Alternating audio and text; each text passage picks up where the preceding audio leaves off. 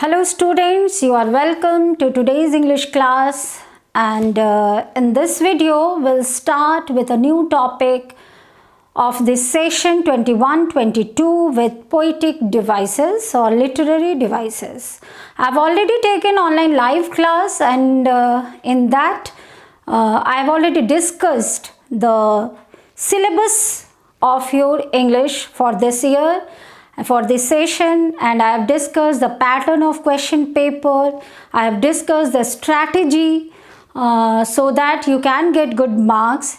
As I already told you that CBSE is now changing its pattern. It's not as it was earlier that you have to learn the question answers and just write it on the answer sheet and you got good marks. So now the situation is changed. You have to comprehend the things. You can't just you know that it's going to avoid rote learning. Now these days are to do some innovative things. So you have to comprehend the text, the things which are there in your syllabus. Okay. So we have already discussed about it in my previous online live class. So let's start with the topic which is there in your syllabus. There will be 1 mark question related to these poetic devices. Okay.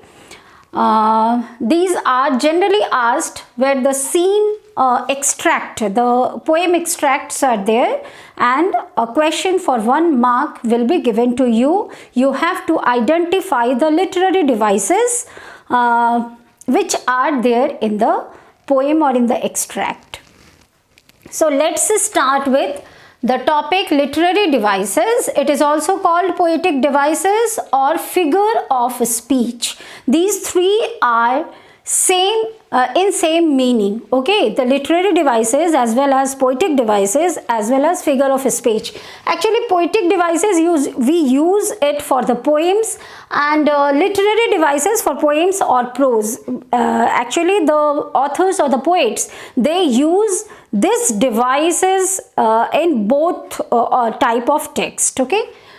So let's start with the introduction. What exactly is a poetic device or a literary device or a figure of speech? You know, actually poetic devices are the tools or techniques used by the poets to lend musical effects, to emphasize a point or draw readers' attention. You know, when something looks interesting, when you read something and you feel it interesting, then only you tend to read that, isn't it? So how you feel the text, the book, the story interesting? When the author or the poets use some techniques, some special way of uses of word.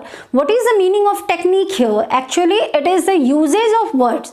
किसी चीज़ को तोड़ मरोड़ के अच्छी तरह से थोड़ा सा ट्विस्टेड वे में अगर पोएट या जो ऑथर्स है वो रखते हैं तो ये ज़्यादा इंटरेस्टिंग लगता है, isn't it? So the poet or the authors use such type of uses of the words so that it makes interesting, it looks interesting when you read it.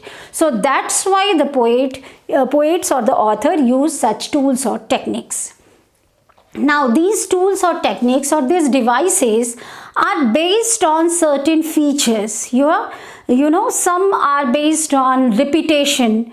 Like I'm just telling you the name, we'll go for it in detail, like alliteration, repetition, assonance, consonance, then anaphora, refrain. These are based on repetition in some way. Some may be the repetition of the words, repetition of the letters, repetition of vowel, the consonants, the phrase, the lines. You know, there are certain features. Some are based on comparison, like metaphors, similes. These are based on comparison.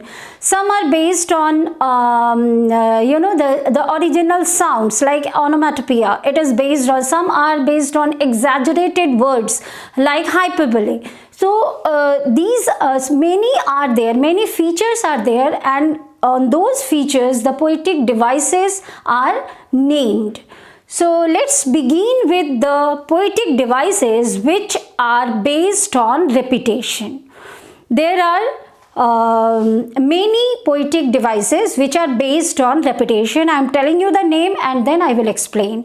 First is alliteration, then it is repetition, then assonance, then consonance, then anaphora, and then refrain. There are mainly these 6 type of poetic devices which are based on some sort of repetition. How these are named? What is the basic feature of these poetic devices? Let's discuss in detail. So first go with alliteration. This is alliteration, and it is a poetic device in which 2 or more words in a line have similar consonant sound in the beginning. That means when the sound of the words which are closed, which are placed closely, and the beginning of the sound is similar. But you have to remember here, when we talk about sound, it is consonant sound. So when the words which are closely placed, the beginning of the words have similar sound, this type of device is called alliteration. You must have heard, you must have learnt many tongue twisters. Near about all the tongue twisters are based on this alliteration poetic device. Okay, so let's for some example. As far as the sounds are concerned, don't go with the letters. Sometimes the words which starts with similar letters don't have similar sounds, so you have to go with the speech sound and not the letters. Sometimes C and S have similar sound, then this will be alliteration. But sometimes C and C don't have similar sound, so at that time even the words start with similar letter, they are not alliteration. The alliteration is not used there. That you have to keep it in your mind. I'll discuss it. Let's go for some example, like grassy and wanted where. In this line, this is a line which is taken from a very famous poem, The Road Not Taken, which is there in your syllabus by Robert Frost. So wanted where, you can see here the were sound is repeated. The consecutive words is wanted and where, and the beginning of both the word the sound is were. So you can go for the Hindi sound also. When the similar sounds are there, don't go for the letters, you have to go for the with the sound. That you have to remember. So wanted where, this were sound is repeated, it is alliteration. In the next example, and no one buys a ball back. Now you can say buys ball back. Which sound is repeated here? B sound is repeated. Okay, so that's why this is an example of alliteration. But I am giving you one example where the word starts with the same letter, but it is not alliteration. Like in a poem Rain on the Roof, a word which is used, cottage chamber. Okay, you can see both the words start with C. But this is not an example of alliteration, because here the beginning sound is K and here the beginning sound is Ch. So K and Ch are not similar. That's why it is not an example of alliteration. So for alliteration, the initial consonant sound, the speech sound should be similar and not the letters. It may be letters have similar sounds generally, but if the letters don't have similar sound, it will not be an example of alliteration. That you have to remember. So let's repeat it. What is alliteration? So when the words which are closely placed, if the beginning or the initial sounds, the speech sound I am talking about, speech sound of the words, the initial speech sound of the words are similar, that is called alliteration. Okay. Now come to the second poetic device which is repetition. Now with the name, again I have told you these all poetic devices are based on repetition in some specific way. So in alliteration, initial sound, that consonant sound was same, and in repetition, words or phrase are repeated, you know. So what is a repetition? It is a poetic device in which a word, a phrase or a line is repeated. That means what? If in a stanza lines are repeated, if in a line words are repeated, this is called repetition. For example, Away, away in Northland.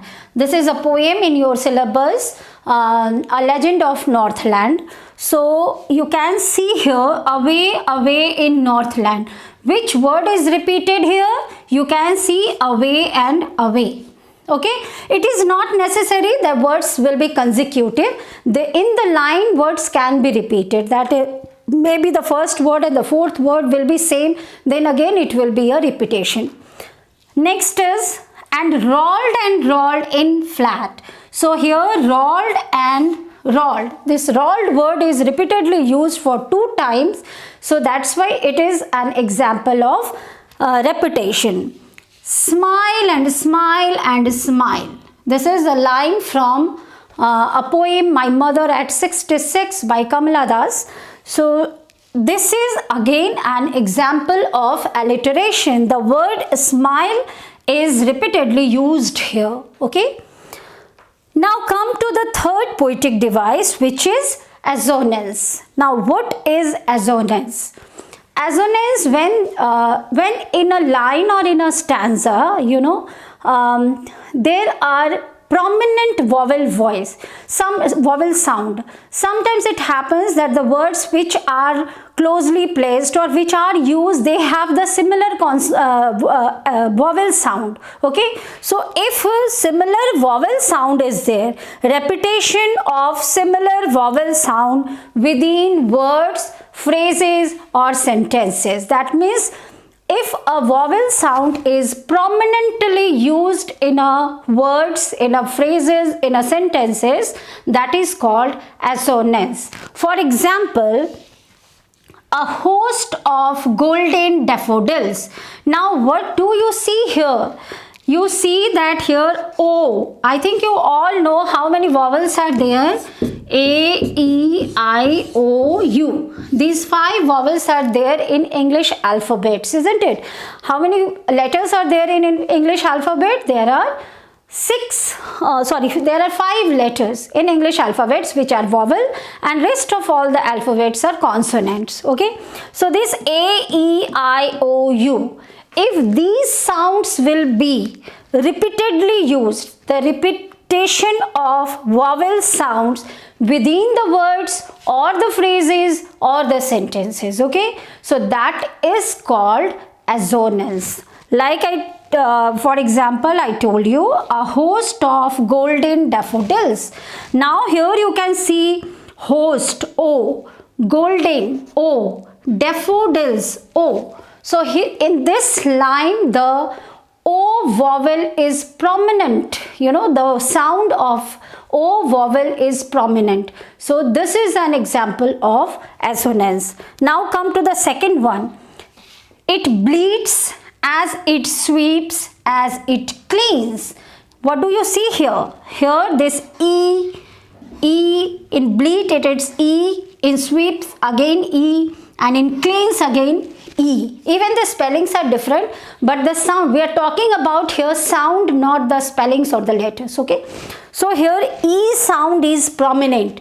Cleans, bleeds, sweeps, here E sound is prominent. So that's why this is an example of assonance.